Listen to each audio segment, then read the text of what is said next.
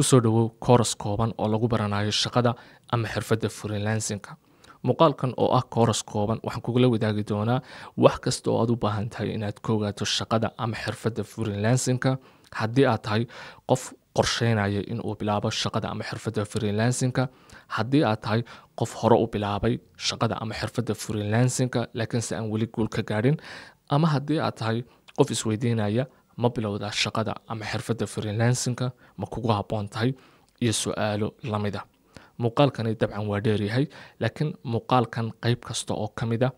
muuqaalkan aad hadda daawanayso waxaan u qaybiyey aan idhaahdee ilaa iyo 10 qaybood oo isla muuqaalkan ka mid ah. qayb kasta oo muuqaalkan ka mid ah waxaan kugula wadaagi doonaa wax gaara oo ku saabsan freelancing-ka si ay u fududaato fahamka freelancing-ku inta aynu kooraska ama muuqaalkan gudihiisa ku jirno. Waxaan ku bilaabi doonaa marka koobaad waa maxay freelancing. dabcan waxaa laga yaabaa muuqaalkan inuu daawanayo qof aan freelancing-ka faham buuxa ka haysan amaba qof ay ku cusub yahayba freelancing-ku. Freelancing waxaa loo yaqaanaa qayb ka mid ah shaqooyinka la qabto. hase yeeshee freelancing waxaa loo yaqaanaa shaqo aad u qabanayso cid gaara. shaqada waxaad qabanaysaa waqti gaara oo cayiman, waxaanad ku qabanaysaa mushahar ama khidmad gaara oo cayiman. isla qofkana waxaa wada shaqaynaysaan muddo cayiman oo marka hore ay isla ogtihiin amaba aydan isla ogeyn. shaqooyinka freelancing-ka waxaa lagu qabtaa adigoo internetka adeegsanaya, macnaha adoo internetka adeegsanaya baad internetka dhexdiisa shaqo cid ugu qaban, ama shaqooyinka freelancing-ka waxaad ku qaban kartaa magaalada iyo deegaamada aad ku nooshahay. haddaba shaqada freelancing waxay ka duwan tahay shaqooyinka aynu naqaano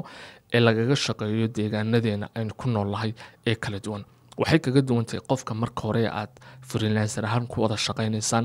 waxaad u sheegaysaa wax gaar oo qofkaasi kuu qabanayo, kadib waxaad u sheegaysaa intaa kadib qofkaasi waqti intee leeg buu kuu qabanaya, ma 2 maalin buu kuu qabanaya, ma bil buu kula shaqaynaya, ma muddo aan hadda qorshaysnayn oo dheer buu kula shaqaynaya. qofka waxaad u sheegaysaa waqtiga uu shaqada kuu qabanayo, kadib qofka waxaa ka gorgortamaysaan oo gorgortan ka gelaysaan khidmadda uu qofkaasi kuugu shaqaynayo. qofkuna wuxuu kuugu shaqayn karaa isagoo kula nool magaalada aad joogto ama deegaanka aad degan tahay, isagoo kugula nool buu kuu shaqayn karaa, ama qofku isagoo meel kale ku nool oo internetka gudihiisa shaqada kuugu qabanaya. shaqadu kuu qabanaya waxay noqon kartaa shaqo adeeg ahaan oo kale ah, ama waxay noqon kartaa shaqo uu waxda gacanta kaaga qabanayo oo kale ah. maadaama isla fahnay shaqada freelancing waxay tahay, waxaan u gudbi doonaa yaa freelancer ahaan inta badan ku shaqayn kara, yaa fursadda fiican u haysta. inta badan freelancer ahaan waxaa ku shaqeeya dadkan kooban aan kuu sheegayo. marka koobaad qof isagu haysta shaqo oo masalan shaqo iyo cidu u shaqeeyo ama company u shaqeeyo ama meheradu ka shaqeeyo jirto oo shaqaysta laakiin waqti furaaqa helaya, kadibna rabo waqtiga furaaqada uu helayo inuu shaqo kale ku qabto. freelancing waa shaqo fiican oo waqtigaaga furaaqada aad helayso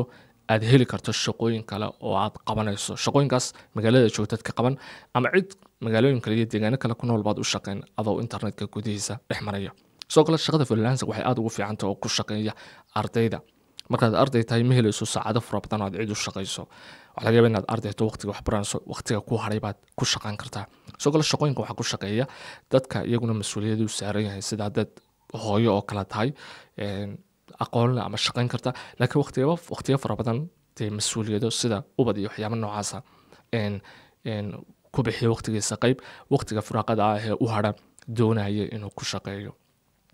haddaba yaan freelancer ahaan ku shaqayn karin waa su-aal muhiima. shaqooyinka freelancing ahay kuma habboona qof kasta oo doonaya lacag fudud oo markaba soo gasha, qof rajeynaya tusaale kale dee dhaqaale markaba soo gelaya isagoo aan waqti bixin ama dadaal bixin amaba dee cid aan u shaqayninoo xirfad ama wax uu ugu shaqaynayo aan dadkaas haysanin. haddaba waxaynu hadda isla fahanay freelancingku waa maxay. waxaynu gudbi doonaa qaybta labaad ee isla muuqaalkan oo aynu ku baran doono qaybaha loo qaybiyo shaqooyinka freelancing-ka.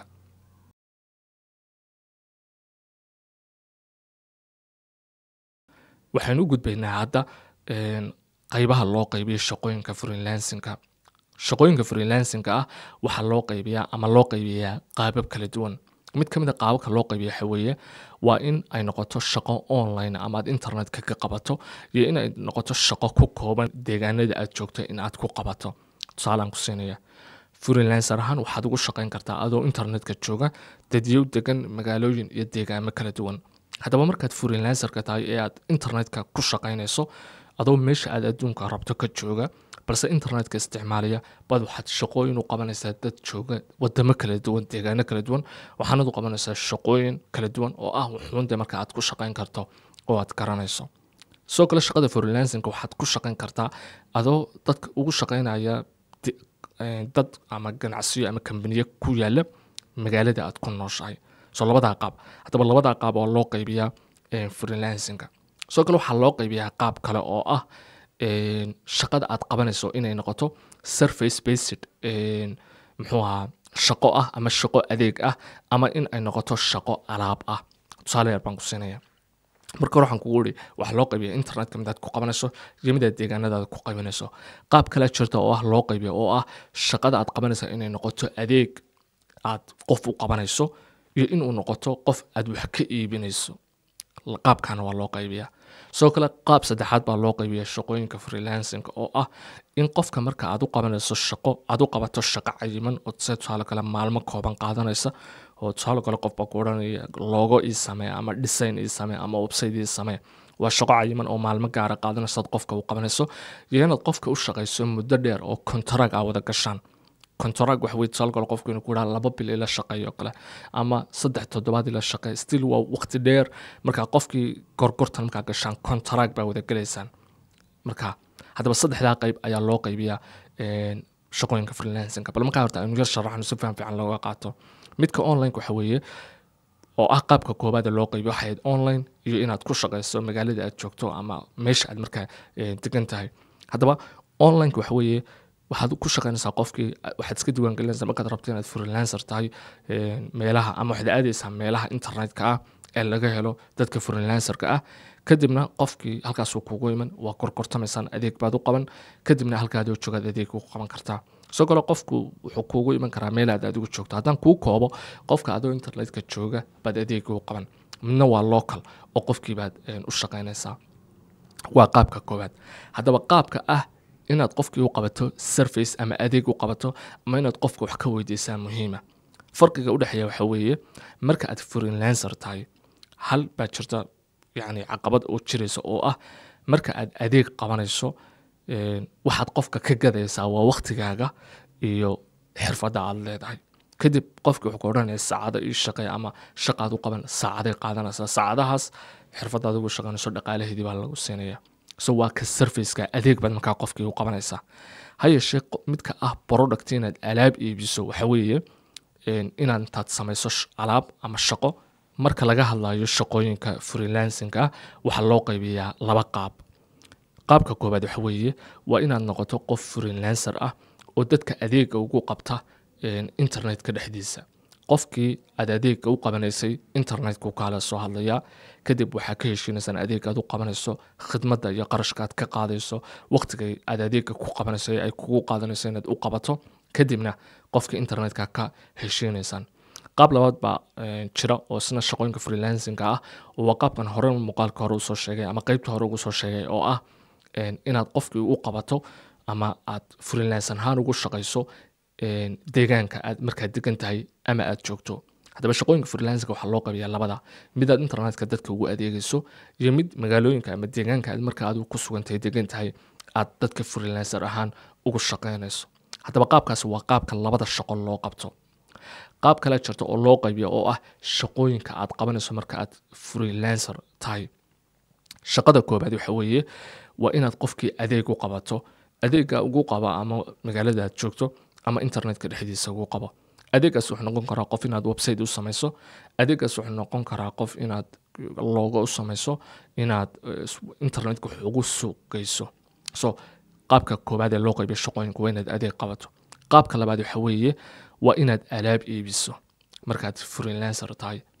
qaabka labaad marka waxa weeye tusaale oo kale waxaad iibinaysaa shay aad samaysay kadibna shaygaas dadkii ka iibinaysaa freelancer ahaan ama dadkii waxaad kaga iibinaysaa internetka ama deegaanka aad joogtay kaala soo xidhiidhayaan kadibna qofkii waad ka iibinaysaa marka qaabkaasna waxaa loo qaybiyaa iyadoo la eegayo shaqada la qabanayo haddaan kuu koobo marka koobaad dadka freelancerka ah waxaa loo qaybiyaa labo waxaa loo qaybiyaa inay internetka ku shaqeeyaan iyo inay deegaanka ay markaa degan yihiin ku shaqeeyaan marka labaad waxa weeye waa shaqaday qabanayaan oo ah inay ama adeeg qabtaan ama in ay qabtaan alaabay iibinayaan. Farqiga u dhexeeya adeega iyo alaabtu wax kala maaha. Markaad adeeg qabanayso qofka aad shaqada u qabanayso waqti baad siinaysaa, waqti baad shaqadii ku qabanaysaa, qofkii waqti buu kaa qaadanayaa. Shaqadii markaad u qabato saasaad markaadna khidmadii kaga helaysaa. Markaad alaabta iibinayso waa wax aad hore u diyaarisad ka iibinaysaa. Marka wuxuu haddii uu yahay tusaale kale wax digital ama course ama wax lamida qofkii markuu kaa iibsado hal shay oo aad hal mar samaysay baad 100 mar iibinaysaa say course haddii uu yahay tusaale kale wax aan course ahayn laakiin template oo kale hadduu yahay book oo kale hadduu yahay hal mar baad qofkii hal mar baad samayn kadibna markasta qof aad ka iibinaysaa. marka uu qof ka iibsanayo waqti dambe bixinaysid waxaad hore waqti u gelisay baad mar labaad ka iibinaysaa. halkayna fahanteen baan rajaynaya. qaab saddexaad baa loo qaybiyaa oo ah qofka muddada aad wada shaqaynaysaan. muddada aad shaqaynaysaan waxay noqon karaan qofka inaad waqti gaar ah wada shaqaysaan oo cayiman iyo inaad qofka waqti dheer wada shaqaysaan oo contract wada gashaan. tusaale kale qof hadduu website kaa soo dalbado ama magaalada aad joogto ha ku nool yahay ama internetka ha kuu soo maray waqti cayiman baa wada shaqaynaysaan oo adeega website samaynta aad u qaban websiteka markaad ku wareejiso saas ku kala tagaysaan. laakiin waxa laga yaabaa mar qof intuu kula soo xidhiidho inaad qofka bilow la shaqayso. tusaale yar baan ku siinayaa qof baa ku yidhi video editor baan u baahnay kadib wuxuu yidhi inaad muuqaaladii iyo edit karaysaan u baahnay qofkii freelancer ahaan baad kula shaqayn laakiin waxa laga yaabaa inuu ku yidhaahdo 5 bil ila shaqay 6 bil ila shaqay inuusan waqti cayimanba kuu qaban baa laga yaabaa laakiin qiyaas ahaan ku siiyo ilaa 6 bil soo socdo wada la shaqayn 6 bil soo socdo kadib waa laga yaabaa inaanad ila shaqayn. marka adna halka perception ama faham baad qaadanaysaa 6 bil inaad niyad gelinayso kadibna 6 bil qofka bishii intaad rabtay inaad kula shaqayso qiimahan aad kala gorgortamayso. marka hadaba shaqooyinkii wax loo qaybinaya marka koobaad inaad internetka qofkii ugu qabanayso shaqo oo dadkii internetka kaaga imanayo ama inaad magaalada aad joogto ugu shaqayn. kadib shaqooyinkii aad qabanaysa laba loo qaybin shaqo aad qofkii wax ka iibinayso waxaad hore u diyaarisay markaad waxa iibinayso waqti la kaagama baana wax aad hore u diyaarisay oo waqtiga hore u gelisay bad qofkii ka iibinaysaa. iyo in qofkii aad adeeg u qabato kadib waqti aad bixiso shaqo gaar ah u qabato kadibna markaad shaqadii qabatay aad dhamayso uu qofkii khidmadii ku siiyo. marka saddexaad waxa weeye shaqada waqtiga wada shaqaynaysaan waqtigaas wuxuu ku xidhnaanay inaad muddo dheer wada shaqaysaan oo contract wada gashaan ama in qofkii aad u shaqayso minaha waqti cayiman oo shaqo gaar ah lagu qabanayo ama waxaad ka iibinaysaado ama ha noqdo adeeg aad u qabanayso. soo qaabka weeye qaabka loo qaybiyo shaqooyinka freelancing ah.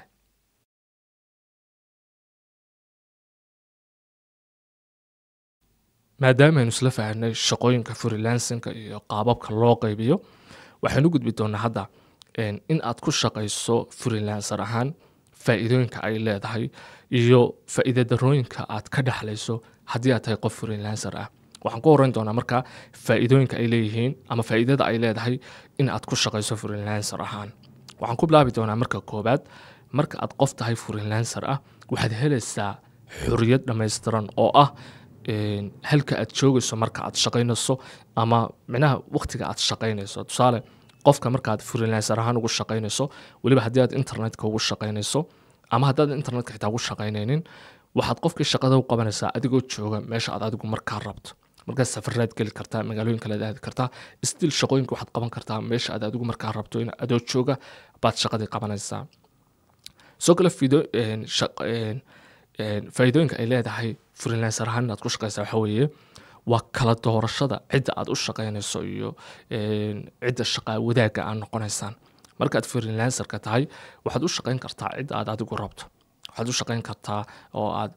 يعني adeegyada u qaban kartaa dadka jooga wadamada gaar dadka jooga meelaha qaar. marka waxaad helaysaa fursad ah dadka aad shaqaynayso inaad kala dooranayso oo si xorriyada u kala dooranayso. isla soo kale waxaad leedahay fursad ah markaad dadka u shaqaynayso inaad joogi karto meesha aad adigu rabto magaalo kale daadi kadibna magaaladaas aad freelancer ka noqonaysaa. waxaan filayaa inaad fahantay. soo kale faa'iidooyinka ay leedahay shaqooyinka freelancing waxaa ka mid ah dhaqaale fara badan in laga samayn karo ama faa'iido fara badan. sababtaan ku leeyahay faa'iido fara badan bay leedahay wax kale ma marka aad tahay qof freelancer ah marka koobaad hal cid u shaqaymaysid waxa laga yaabaa inaad shaqooyin fara badan qabato muddo hal bil ah marka la eego inaad hal qof u shaqayso. soo kale freelancingku faa'iidooyinka ay leeyihiin dhanka dhaqaalaha waxa ka mid ah ma noqonaysid qof u xayiran cid gaara oo cid gaara mushaar ka qaata oo haddii ciddaas ay dee meeshii ka baxdo ama ay wada shaqayntoodu istaagto dee dhaqaalihiisa istaagayo. marka dhanka dhaqaalaha fursad badan bay leedahay. soo kale waxay leedahay fursad ah inaad u shaqayn karto dadka bixinaya dhaqaalo fara badan ama dadka jooga deegaano gaara oo aad ogtahay inay yihiin deegaanadaasi kuwo dhaqaalo fara badan leh, kadibna dadkaasi shaqooyinka aad u qabanayso inay dhaqaalo fara badan kugu siinayaan. haddaba shaqooyinka freelancing ahi dhaqaale ahaan waa ay badan yihiin ama dhaqaalaha laga sameeya waa uu badan yahay. haddaba kuwaas waa faa'iidooyinka ay leeyihiin shaqooyinka freelancing-ka. faa'iido darrooyinka shaqooyinka freelancing ay leeyihiin waxaa ka mid ah inaysan jirin dhaqaalo stable ah ama joogto ah oo ku soo galaya. freelancing-ku waxa weeye waa marka aad freelancer tahay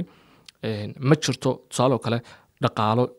joogto ah oo ku soo galaya oo aad ku xisaabtanto. tusaale kale marka aad meel ka shaqaynayso ama aad cid u shaqayso mushaar cayiman baad qaadataa oo aad ku xisaabtanto oo bisha soo socota aad ogtahay inuu kusoo galayo, wixii qadara lama sheegin, laakiin haddaad meeshaad kasii shaqayso mushaarka waad helaysaa. laakiin freelancingku ma jirto mushaar cayiman oo kusoo galaya.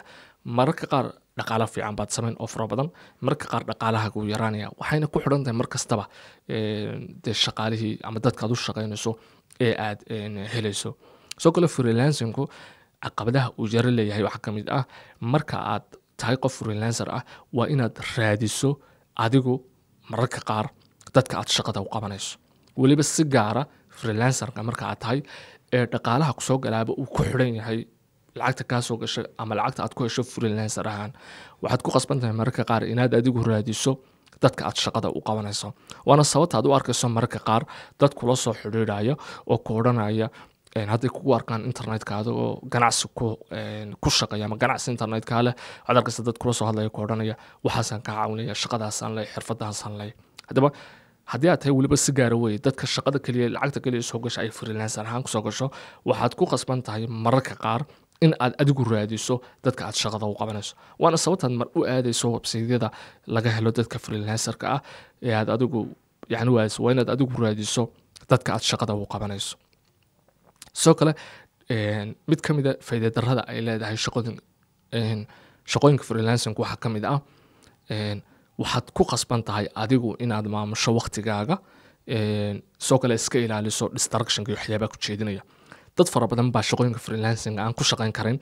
sababtoo ah waxaa ku adkaanaysa inuu maamulo waqtigiisa oo kala sooco waqtiga shaqada iyo waqtiga uu maartay arrimaha kale ee hadduu doono mas-uuliyadaha qabanayo. tusaale kale markaad freelancer tahay qof aad u shaqaynayso lagu yidhaahdo 3 maalin baad shaqada ku qabanaysaa, waa inaad 3 maalin adigu shaqayso, iska ilaaliso waxyaabaha kaa jeedin kara shaqada ee distractionka ama ku jeedinaya. waxyaabahaas waxay noqon karaa wax muhiim ah oo sida mas-uuliyadda familigaaga iyo ehelkaaga, laakiin dee maadaama qof shaqaynayaa tahay aday dushaada saaran tahay inaad kala socdo waqtiga aad shaqaynayso oo iska ilaaliso distractionka. marka waa caqabad ay aad ula kulmaan dad fara badan oo freelancer ah. badanka dad fara badan oo freelancer ah shaqooyin fara badan waxaa caqabada kaga yimaada inay ama dhaqaale helaan ama qofkii u shaqeeyaan waa distractionka iyo waxyaabaha ula kulmayo. haddaba shaqooyinka freelancerka ahi yani faa'iidooyinkana way leeyihiin, faa'iido darrooyinkana way leeyihiin. laba qodob unbaad haddaan kuu koobaad kala bixi karaysaa meesha. marka koobaad haddii aad freelancer tahay adaa raadinaya dadka aad shaqada u qabanayso marar fara badan, weliba si gaara marka aad shaqada lacagta kaliya kusoo gashaa ay kaa soo gasho freelancer ahaan oo kaliya waa inaad adigu raadiyso. midda labaad waxa weeye freelancer markaad tahay ma jirto qarash cayiman oo kusoo gelaya, bil dhaqaale fiican baa kusoo gelaya, bil wuu yaraan karaa, micnaha ma jiro qarash cayiman oo aad ogtahay oo aad ku xisaabtamayso bisha inuu kusoo galayo. labadaasaa ugu muhiimsan inaad kala baxdo. marka waxaan hadda isla fahanay faa'iidada iyo faa'iido darrooyinka shaqooyinka freelancing.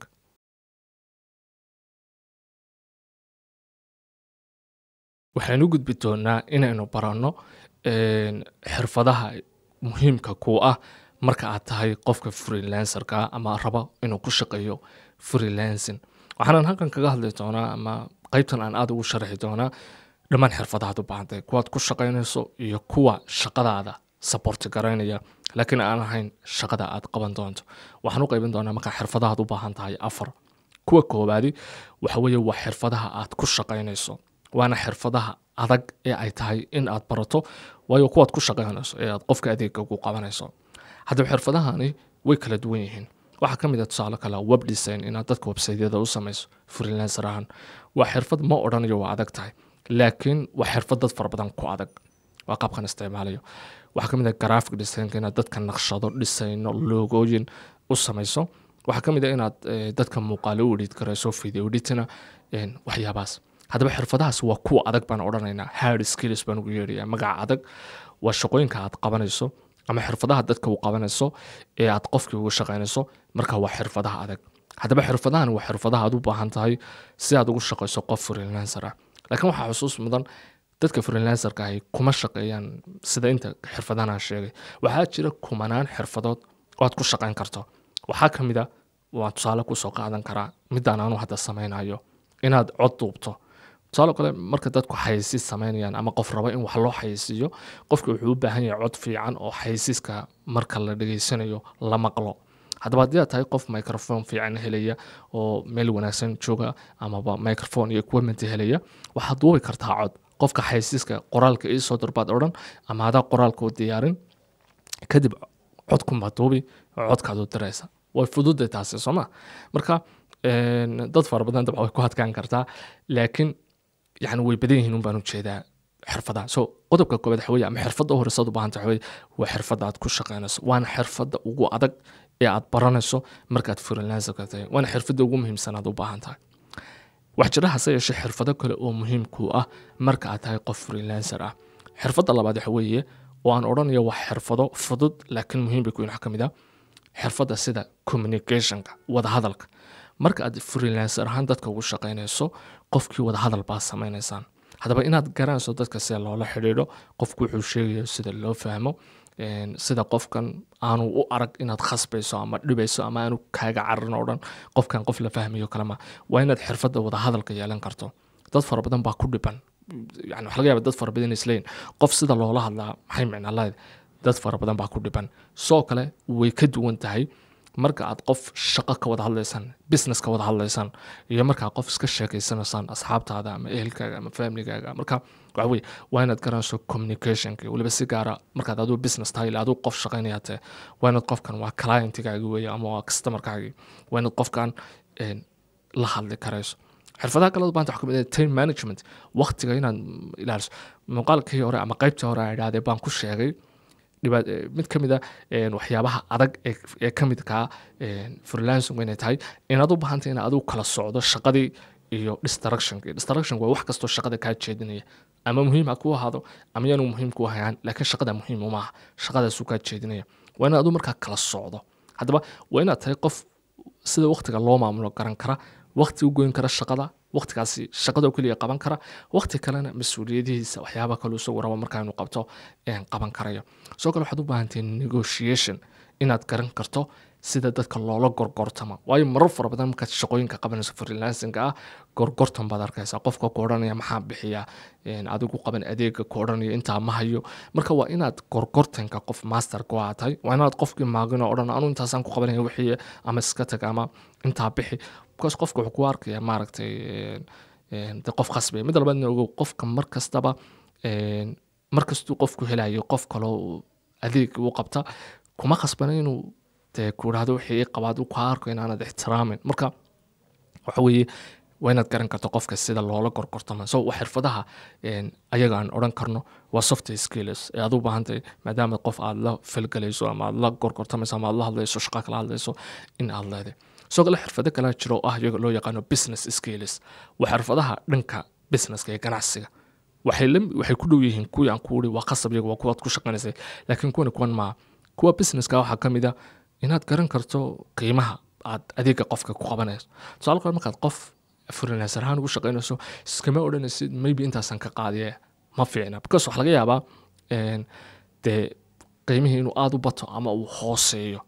haddaba waxaa fiican waxa weeye inaad garan karto sideebaad qofka u odhan kartaa qarashka bixi waxay ku xidhantahay inaad eegto qarashka dadka kale kula midka ee adeegyada kula midka qaadaa ay bixiyaan inaad aragti ka qaadato dadka waxaad kaga duwan tahay haddaad qiimaha hoos u dhigayso maxaad hoos ugu dhigay haddaad kor u qaadayso maxaad kaga duwan tahay aad kor ugu qaadi waa inaad qofkii qiimihii la eegi karto waxaa ka mid ah contractiga oo kale marka aad qofka la gelayso heshiis waqti dheer ah tusaale kale dhowr bil inaad la shaqayso ama bil la shaqayso waa inaad qofkii contract aad la gelayso isweydiiso tusaale kale qof baa kuuri bil ila shaqay waa tusaale yar bil ila shaqay buu kuuri shaqadu qabanaya bil baad la shaqayn laakiin waa shaqo waqti fara badan kaaga baahan kuma wanaagsana sababtoo ah haddii aad ahayd qof shaqooyin fara badan qabta shaqada halka bil aad qabanaysaa shaqooyin kale kaa joojinaysaa bil kadibna shaqadii ma haysid waxa fiican markaad qofka contract la gelayso inaad eegto ma u qalma waqti maalinkii inta leeg buu iga doonaya kulli shaqooyin qofka freelancing bilaaba uu hadduu heerka gaaro ogaan karo way iska fudud laakiin still waa shaqo waa xirfadaad u baahan tahay waan hadda kula wadaagayo marka waa shaqooyinka adoo businesska u baahan ee kuwa aan tilmaamay ay ka mid yihiin waxaa kaloo jira sidoo kale xirfado dhanka maaragtay emotionalka ama dhanka cawaadifta iyo dareenada qofka ku salaysan xirfadahani wax kale maaha maro fara badan qof baa adeeg ku odhanaya ii qabo uu ku maagaya qof buu noqon karaa iska cadho fara badan ama qof iska kaa maagaya waa inaad noqoto qof dareen ahaan isxakamayn kara qofka marka uu la hadlayo garanaya qofkan dee dawayga ku habboon oo qofka kula hadli karo marka waxa weeye waa xirfadaad u baahantay waxa ugu muhiimsan waa xirfad aad ku shaqaynayso skillka ugu muhiimsana saddexda xirfadooda kale aan kuu sheegay kuwa softiga ah ee communicationka iyo gorgortanka qofka iyo la xidhiidha kuwa businesska la xidhiidha qiimaha saad ugu jaangoynayso aad ku shaqaynayso soo kale qofka contract iyo waqtiga aad la gelayso iyo muddada aad cayiman aad shaqada odhanayso waan kuu qabanaya iyo xirfadaha la xidhiidha waxaana fiican inaad mar walba waqtiga isku yaraynin tusaale yar aan waqtiga idiin soo qaadan karo waxa weeye markaad qof shaqo u qabanayso waxa ugu foosha xun aad samayn kartaa waxa weeye inaad tiraahid laba maalin igu dar waxa fiican qofka markaad shaqo u qabanayso inaad adigu marka hore qabsato because marka xor baatay inaad qabsato muddada aad adigu ku qabanayso 5 maalin baan ku qaban 10 baan ku qaban based on waqtiga firaaqada ah ee aad helayso kadib hadhow qofka hadduu 10 kugula heshiiyo dee 10 buu kaa sugaya laakiin hadduu 5 kula qabsado oo aad hadhow tiraahid muddo igu dar wuxuu ku arkayaa qof aan shaqadii si fiican u qabanaynin ama qof sagsaagaya marka haddaba kuwaas waa xirfadaha aad u baahantay waxaan rajaynaya inaad fahantay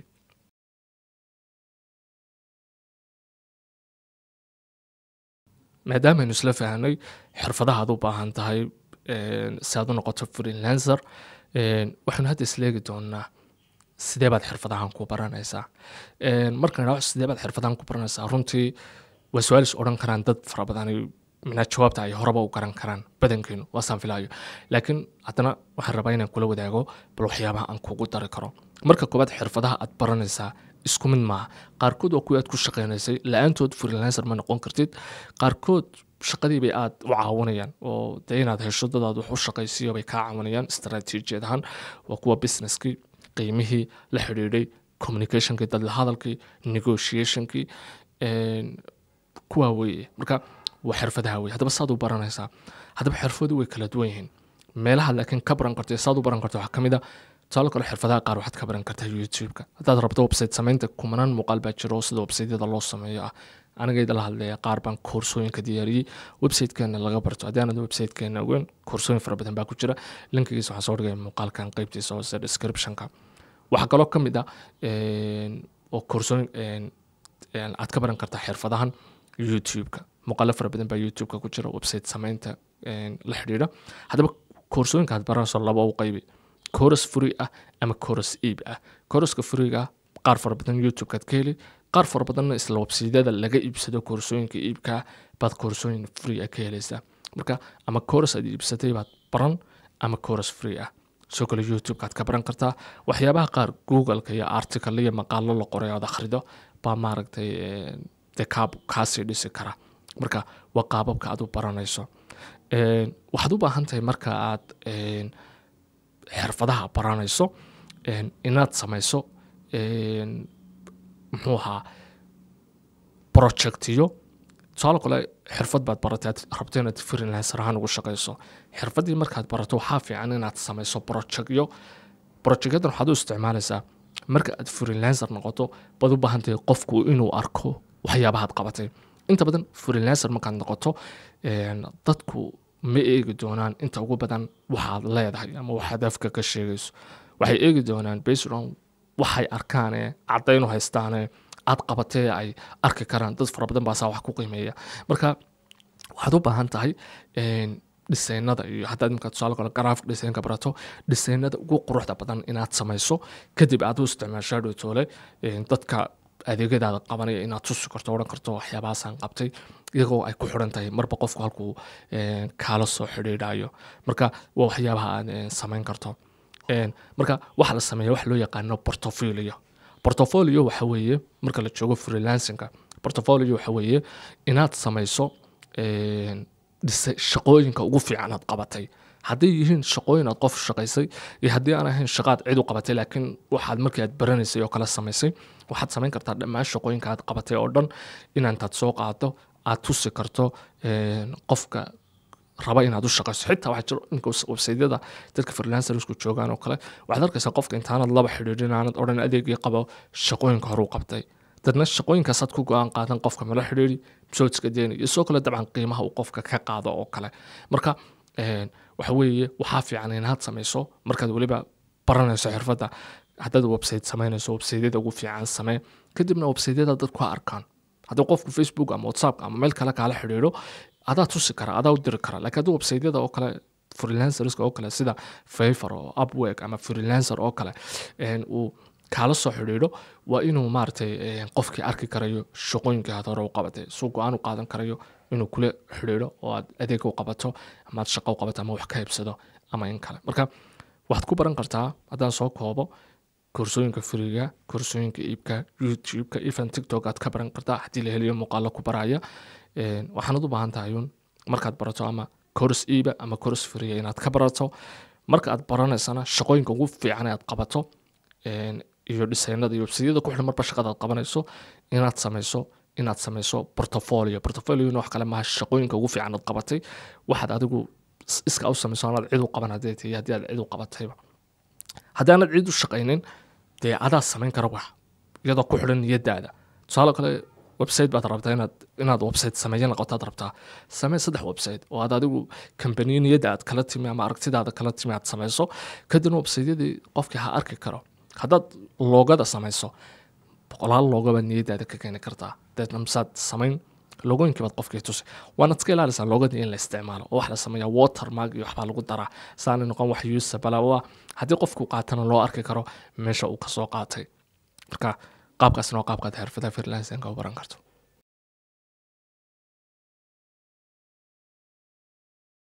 waxaynu hadda baran doonaa sidee bay dadka freelancerska ay ku helaan dadka ay adeegyada iyo shaqooyinka u qabtaan waxaana jira qaabo fara badan oo dadka freelancerska ay u helaan qof ay adeeg ama shaqo u qabtaan marka waxaan isku dayi doonaa qaabka ugu fudud ee la fahmi karo inaan u sharaxo midka koowaad waxa weeye waa inay dadku aadaan websaydyada ama meelaha internetka ay isugu yimaadaan dadka freelancerska ah waxaad samayn kartaa markaad tahay qof freelancer ah inaad aado websaydyada sida tusaale kale websiteka loo yaqaano fiverr.com midka la yidhahdo upwork.com midka la yidhahdo people per hour websaytyadan oo dhan waxa kaliya laga helaa waa freelancer haddaad imka aado waad rabto qof website sameeye ah kumanaan qof website sameeya baad helaysaa waxaad helaysaa adiga kaa doontid dooranaya mid walbaba websaytyadii hore u sameeyaad arkaysaa khibradiisaad arkaysaa meeshuu joogaad arkaysaa qiimuhu dadka ka qaadaad arkaysaa haddaba mid ka mid a qaabka loo helo dadaad adeeg u qabato waxa weeye inaad aado websaytyada Fiverr, people per hour, Upwork iyo kuwa lamidka haddaba qaabkaas waa qaabka haddaba websaytyada haddii aad aado waxaad u baahantahay inaad samaysato profile iyo portfolio profileka yani dee sawirkaagii la arki karo aad sharaxi karto waxaanaad qabato khibradda aad u leedahay inaad profile noocaasa samayso profileka isla websitekaad ka dhex samaysanaysaa wax kale maaha meelaha xogta lagu qorayo aad arkaysaa soo kale portfolio waxa weeye shaqooyinkaad hore u qabatay qofku inuu arko more ina dadku waxay door bidaan shaqooyinkaad qabatay waxyaabaha inay arkaan kahor intaanay kula soo xidhiidhin ama qoraalka meesha kugu qoran aanay maaragtay diiradda saarin marka waa qaabkaas soo kale waxaa jira waxaan kuu soo sheegay qeybii hore ee ka midka ahaa kooraska in aad adigu u baahantay inaad raadiso dadkaad shaqada u qabanayso freelancerska ugu faraha badan saanay sameeyaan waxaad samayn kartaa dad rabto inaad internetka dadka ugu shaqayso ganacsi kasta oo aad taqaano oo aad aragto inuu meelaha qaar ku hooseeyo meelahana aad adigu xirfad fiican leedahay oo aad ka caawin karto waad la xidhiidhi kartaa waxaad odhan kartaa maybe halkaas ku liidataan xirfadaasaan leeyahay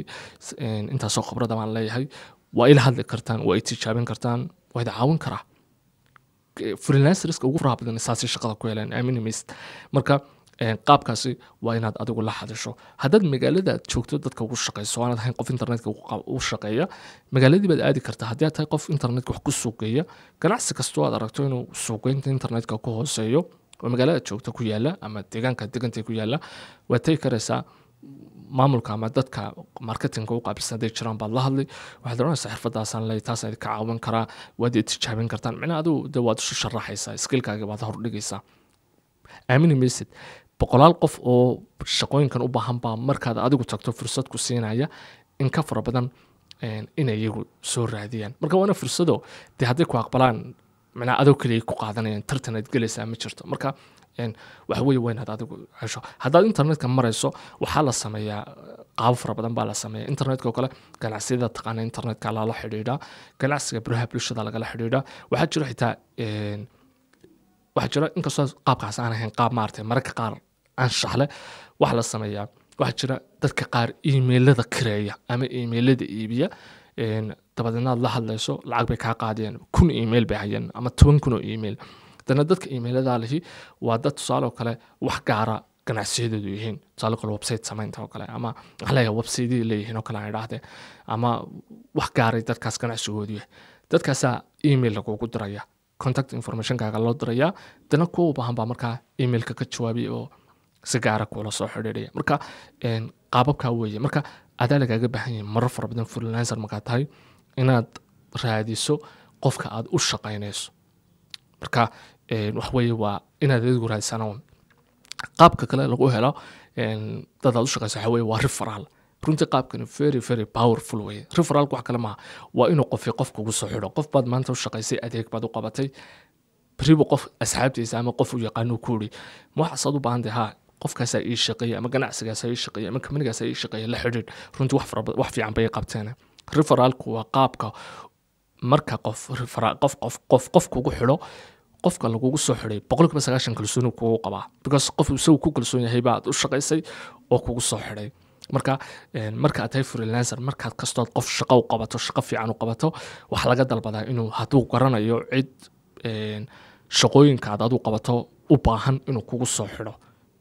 190 qof kastoo shaqo fiican u qabataana wuu kugu soo xidhaya haddii uu lacala la kulmo qof shaqada u baahan ama xitaa qof haddii waxa ka sheekaystaan oo uu isla soo hadal qaadan wuxuu oranaya qofka noocaas shaqada ay qabtay shaqadiisuna way fiicanta marka referralkuna waa very important mid ka mid ah soo gale waxyaabaha keena in lagu helo dad aad u shaqayso ama client waxa weeye inaad samaysto wax loo yaqaan personal branding wax kale ma eriga dad branding internetka ku aragto wax kale ma branding waa inaad ganacsigaaga loo arko ama in lagu arko sida ganacsi oo kale company oo kale in lagu arko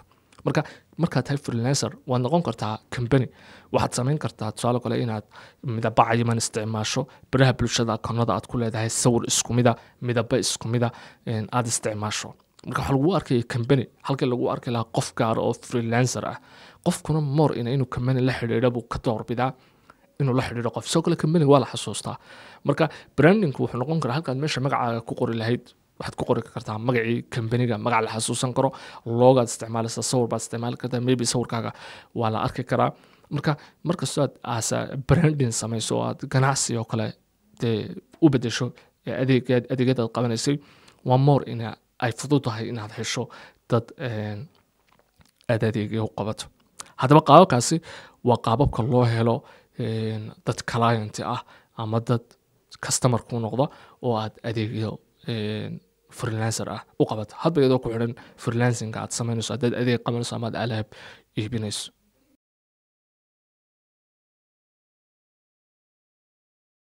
maadaama isla soo fahnay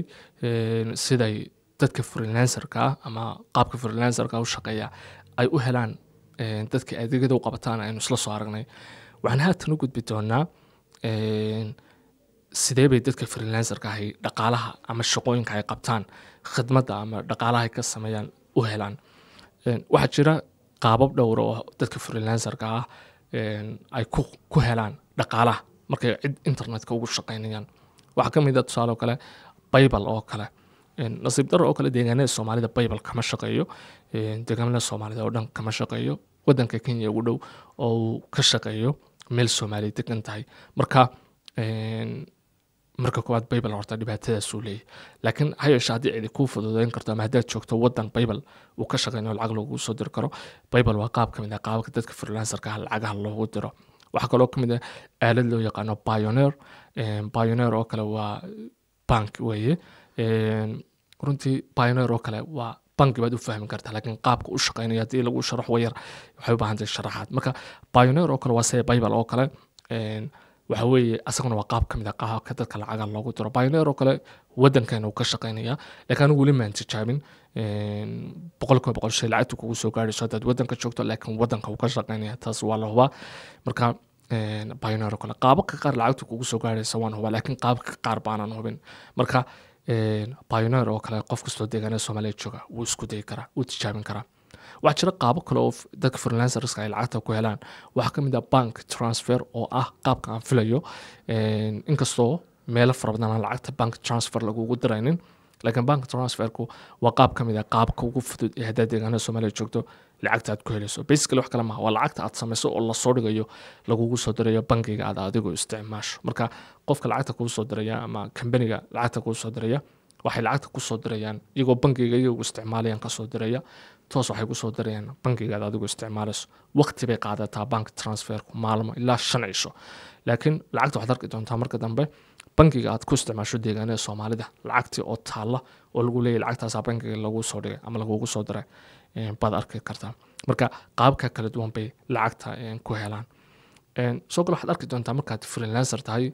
waxa la yiraahdo in lacagaha conversion la sameeyo ama lacagaha in la isku bedelo waxa laga yaabaa qof baad adeeg u qaban wuxuu ku dirayaa lacag ah lacagta ingiriiska ee la yiraahdo pound qof baad adeeg u qaban wuxuu ku dirayaa lacagta Mareykanka ee United States dollarka oo deegaanada Soomaaliya ka shaqeysa ama lacagta caalamka ka wada shaqeysa qof lacagta Chinese-ka ama lacag Japan ama wadan kale ku diraya markaad adeeg qabanayso waa hadii aad international ku shaqeynayso waa dad kala duwan u shaqeynaysa waxaad arki doontaa sarif fara badan oo lacagaha sameynayso waana maartay waxyaabaad u baahan tahay marka hore inaad niyada ku hayso aaladahan oo dhan way support karayaan sarifka ka warwarin paybal oo kale sarifka uu sameeyaa pioneer oo kale sarifka uu sameeyaa so almost way sameeyaan bangiyada laftirkooda sameeya hadii lacagta bank transfer la sameynayo oo bangiga Mareykanka Ingiriiska laga soo dirayo pound ah marka bangiga deegaanada Soomaaliya la keenayo waa hadii la keeni kara waxa weeye waxay noqonaysaa lacag dollar bahalkan lagu keenayo marka bangigu iyaga sarifka sameeya marka lacagta soo gaadho marka taasna waxyaabo ay tahay inaad niyada ku hayso waxaa soo kale muhiim ah markaad deegaanada Soomaaliya joogto meelo fara badan freelancer ahaan kama shaqeyn kartid because of deegaanka aad joogto marka taasna waxa weeye waa niyada mid aad ku hayn karayso runtii marka aad freelancer tahay qiimaha aad ku shaqeynaysaa waxay ku xidhan tahay qiimaha aad qofka ku heshiisaan intaydan contract gelin waxa la isku dayaa qof markaad freelancer aad la shaqeynayso contract inta ku jirtaan dhexdiisa qofka hala gelin heshiis taas waa very important waayo marar fara badan marka qofka aad contract gashan hadii contract dhexdiisa uu ku yiraahdo shaqo kale ii qabo oo aad tiraahdid haye marka shaqadii aad dhamayso ee contract dhamaado sharci ahaan hadii la eego qofka lacag kuma yeelanaysid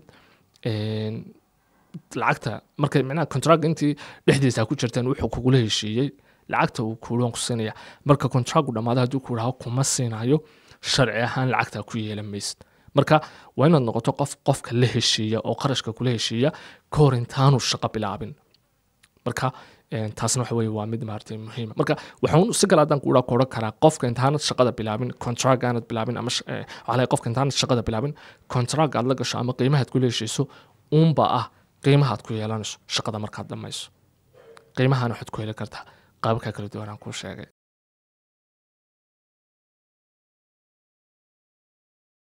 maadaama isla aragnay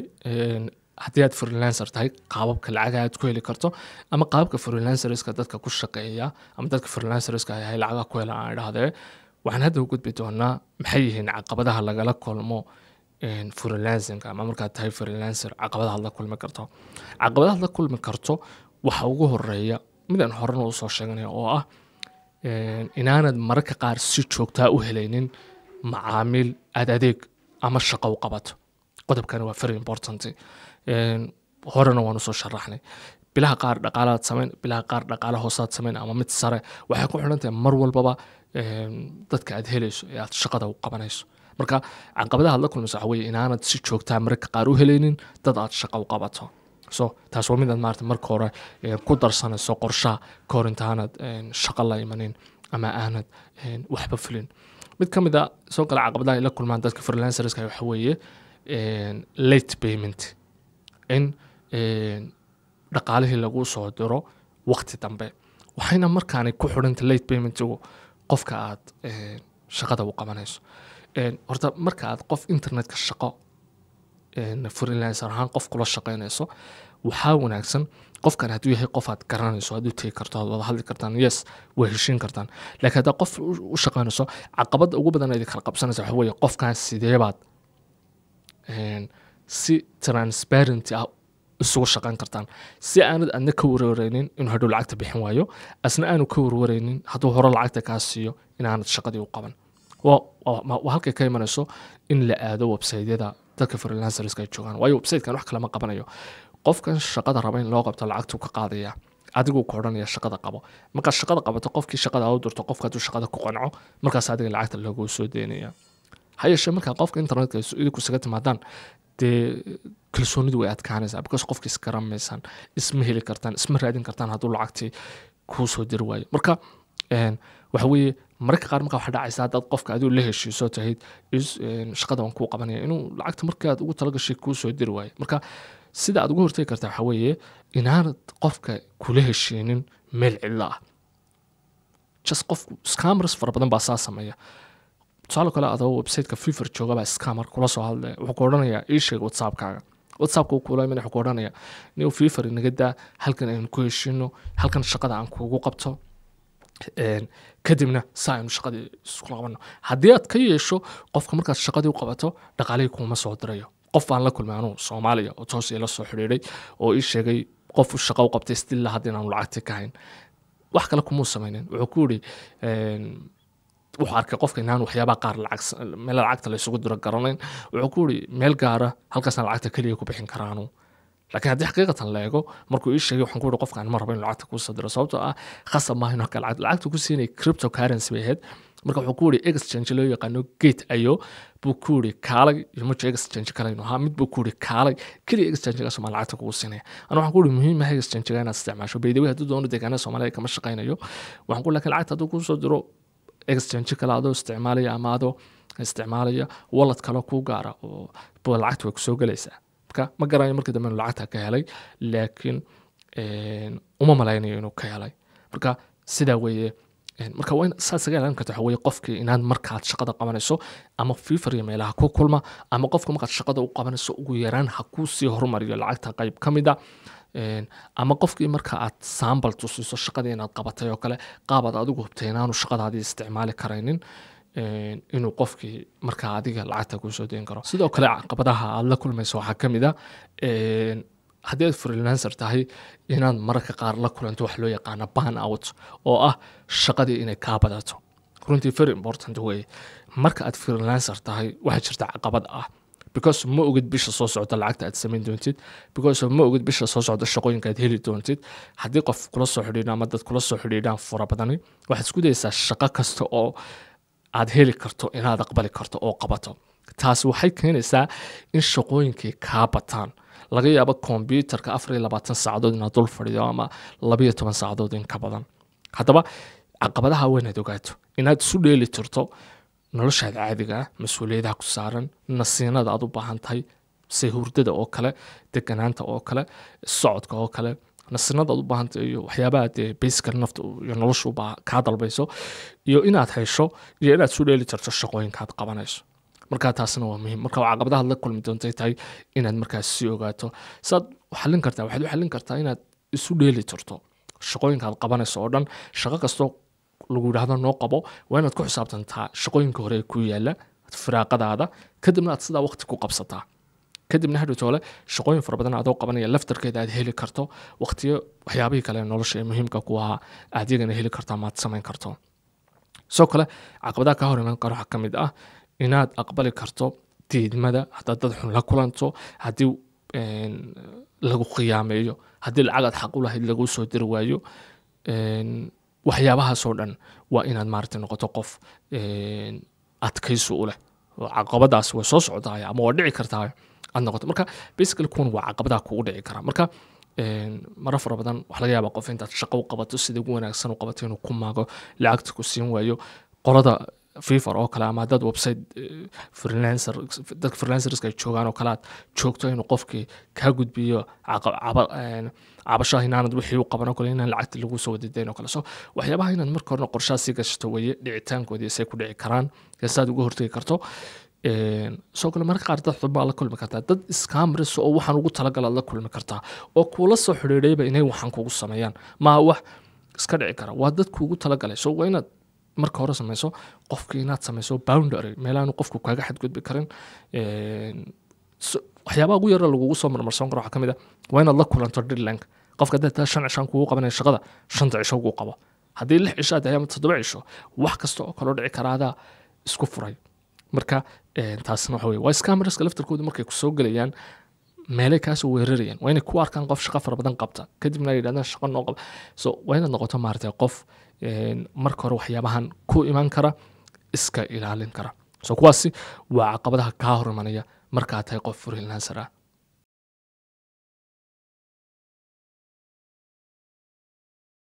ugu dambeyn waxaynu isweydiin doonaa su-aal bilowgii horena aynu isa soo weydiinay oo ah ma kugu habboon yahay freelancingku waa su-aal aad isweydiinayso su-aashan jawaabteedu waxa weeye si aad u ogaateena freelancing kugu habboon yahay su-aasha koobaad aad isweydiisa waxa weeye ma tahay qof keliya ku shaqayn kara dad fara badani way ku adagteen intay meel gaara fadhiistaan oo guri gaara computer ama tagaan inay shaqo keligood qabtaan so haddaad tahay qof keligii meel intuu fadhiisto shaqayn kara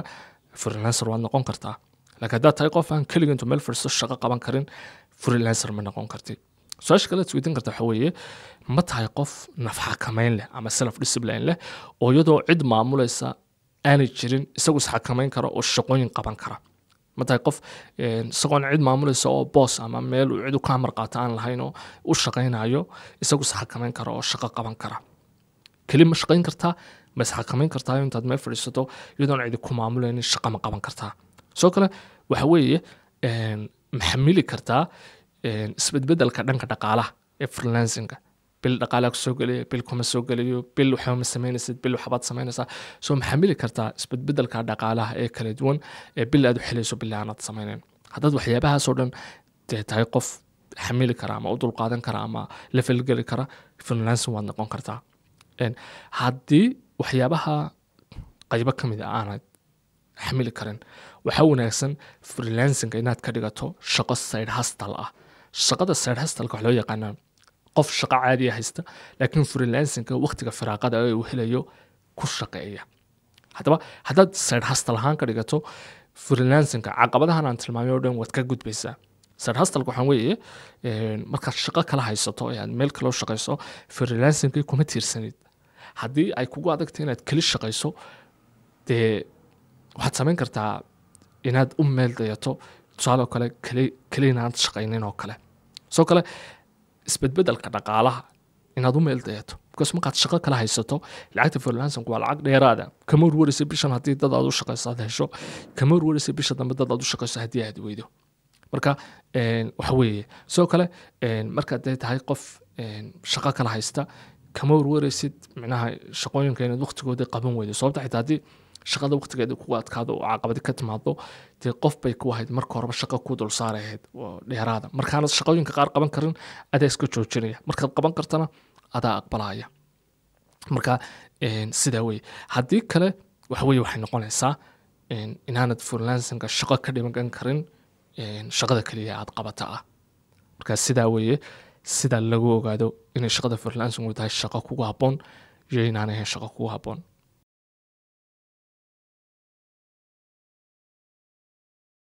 haatan waxaynu soo gaarnay qaybtii u dambeysay ee muuqaalka oo ah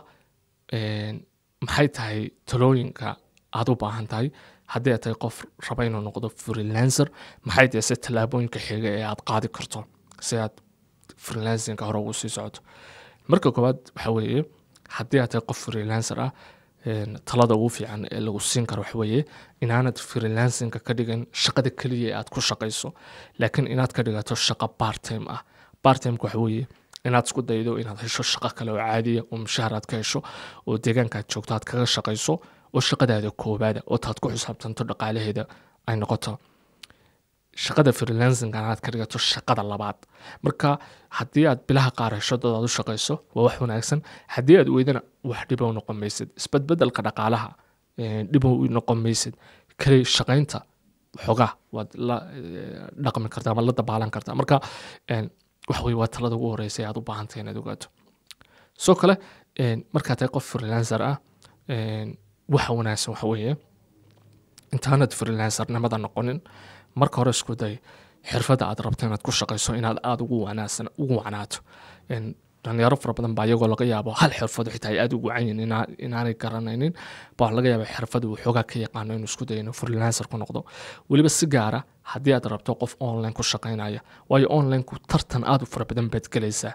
kumanaan qof oo waxaa laga yaabaa inaad la tartamayso qof waxaan 10 sano ku shaqaynayay. marka waxa wanaagsan waxa weeye markaad freelancer tahay inaad rabto inaad freelancer noqoto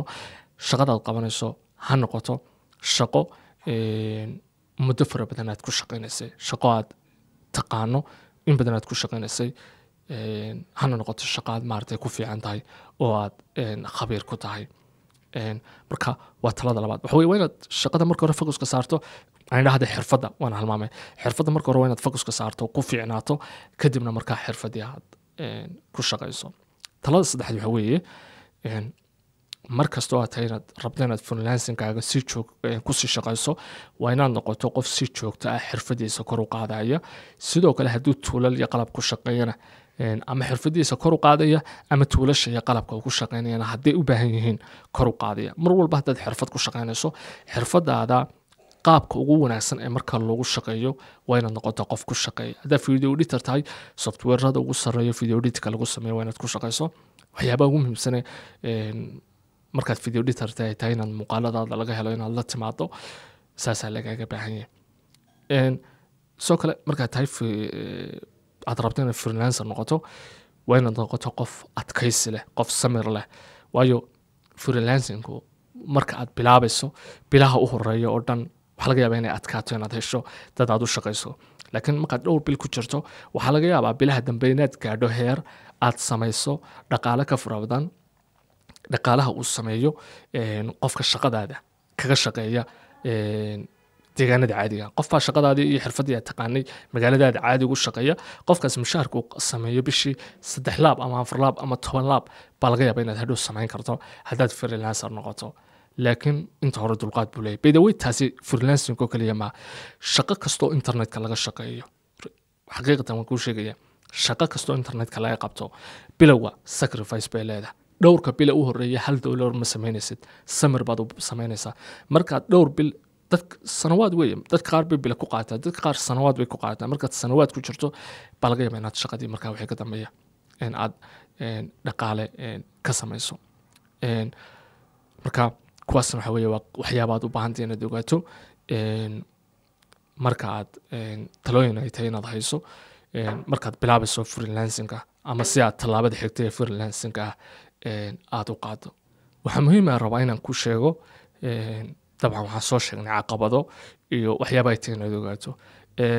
shaqo kasta iyo wax kasta oo runtii faa'iido lehi caqabado leeyahay. runtii mana jiro waxaan caqabada lahayn ha yeeshee ku gaadhsiinaya heer sare ama aad wax muhiima noloshaada kusoo kordhinaya. marka waxyaabaha aanu sheegno dhan marka la eego faa'iidooyin baa jira. haddaad iminka isweydiiso freelancingku ay leedahay maxaa ka mid ah inaanad cid u shaqayn, magaaladaad joogto deegaankaad joogto meeshaad doontaad tegi karto saacadahaad rabtaad shaqayn kartaa. so maanta dad fara badan oo shaqeeya caqabadaha ka cabanayaan waxa weeye inay maalin walba meel tagaan ama saacado fara badan oo cimrigooda ah maalin walba qof siinayo. laakiin markaad freelancer tahay